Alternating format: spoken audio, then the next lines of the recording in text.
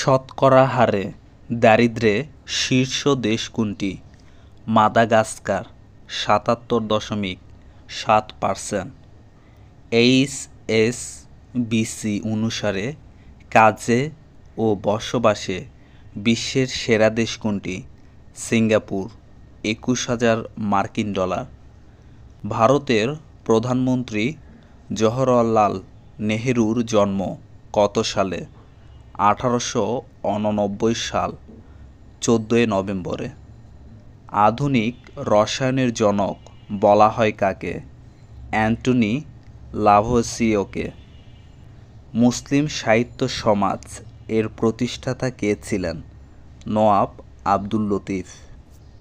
লোকসঙ্গীত শিল্পী এবং বকশিবাদক বারী সিদ্দিকী জন্ম কত সালে? ১৯৫৪ সালের ১৫ নভেম্বর। স্বদেশ প্রত্যাবর্তন দিবস কবে? ১০ জানুয়ারি। ইরানের সঙ্গে যুক্তরাষ্ট্রের মৈত্রী চুক্তি স্বাক্ষরিত হয় কত সালে?